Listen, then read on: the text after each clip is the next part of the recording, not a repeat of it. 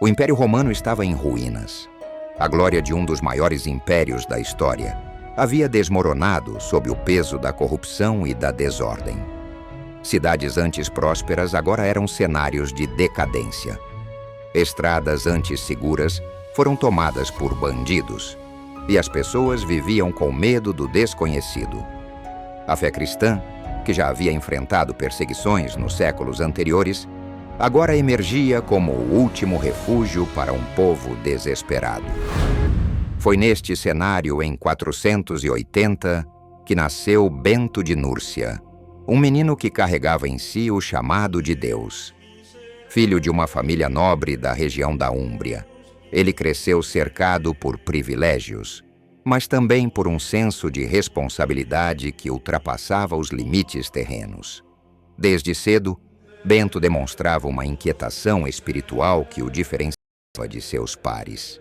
Sua família desejava que ele seguisse a carreira acadêmica e política, mas o plano divino para ele era muito maior. Com apenas 14 anos, Bento foi enviado a Roma, a capital do antigo império, para estudar. No entanto, ele encontrou uma cidade muito diferente da grandiosa metrópole de outrora. Roma estava mergulhada em corrupção moral, intrigas políticas e excessos de todos os tipos. Essa atmosfera o incomodava profundamente. Em vez de se adaptar, Bento sentiu um chamado para algo muito maior: dedicar sua vida inteiramente a Deus. Decepcionado com Roma e com a vida acadêmica, Bento deixou a cidade e seguiu para as colinas da região de Subiaco, onde encontrou uma caverna isolada. Ali, ele viveu como eremita por 3 anos, buscando um relacionamento mais íntimo com Deus.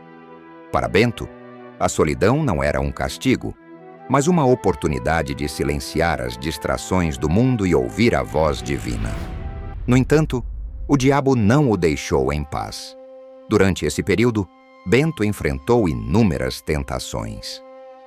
Uma das histórias mais conhecidas desse período relata como Bento, ao ser assaltado por pensamentos impuros, jogou-se em um arbusto de espinhos.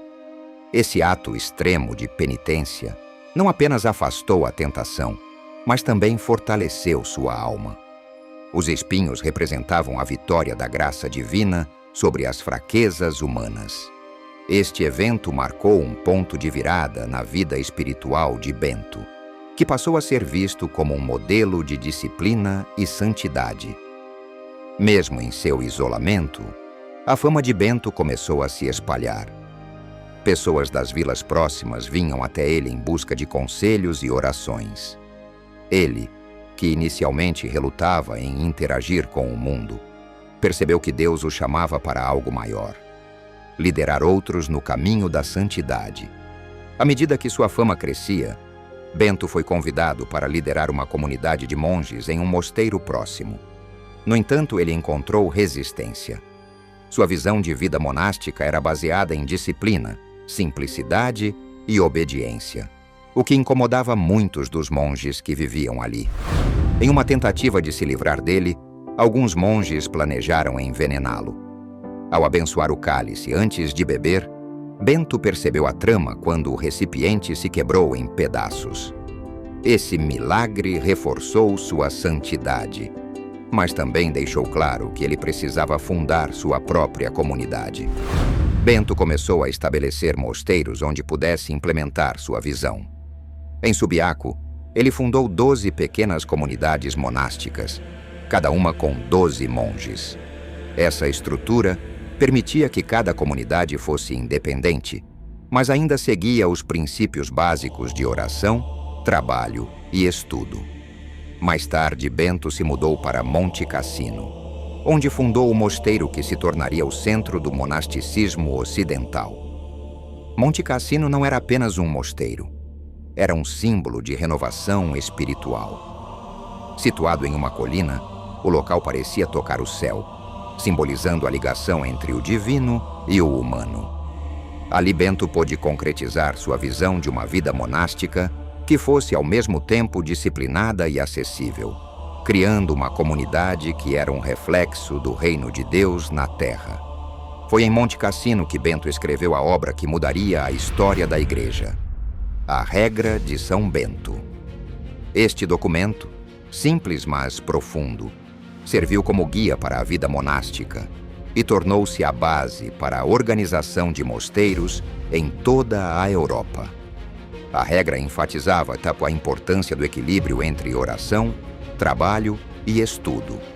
Sob o lema Ora et Labora, reza e trabalha, cada monge era chamado a viver uma vida de dedicação completa a Deus. A regra de São Bento não era apenas um conjunto de normas religiosas. Ela incluía elementos de administração, disciplina comunitária e desenvolvimento pessoal. Cada detalhe foi pensado para ajudar os monges a encontrar Deus em todas as atividades diárias, desde a oração até o trabalho manual. A ideia de que todas as coisas, até mesmo as mais simples, podiam ser feitas para a glória de Deus era revolucionária. Por meio da regra, Bento não apenas formou monges, ele também moldou a cultura ocidental. Durante os séculos de invasões bárbaras e instabilidade política, os mosteiros beneditinos tornaram-se centros de aprendizado, preservação cultural e caridade. Copistas beneditinos salvaram manuscritos inestimáveis da antiguidade, garantindo que a sabedoria de gerações anteriores não se perdesse. Mais de 1.200 anos depois, o milagre de Lanciano permanece como um testemunho poderoso da presença de Cristo na Eucaristia. A igreja onde as relíquias são guardadas ainda é um destino para peregrinos de todo o mundo, que chegam em busca de cura, renovação espiritual e fortalecimento da fé. O milagre continua a inspirar debates e reflexões, desafiando céticos e confirmando crentes. Para muitos, é uma prova tangível do mistério e da profundidade da fé católica. O milagre de Lanciano é mais do que um evento histórico.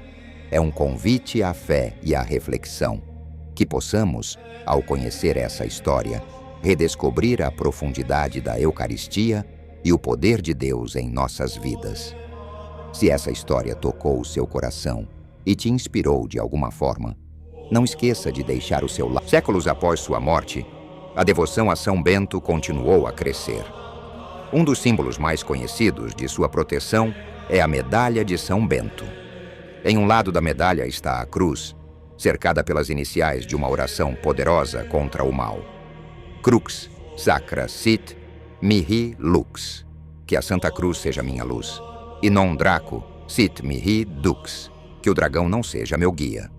No outro lado está a imagem de São Bento segurando um cálice quebrado, e a regra, simbolizando sua santidade e sabedoria. A medalha tornou-se amplamente usada como proteção contra tentações, perigos espirituais e ataques demoníacos.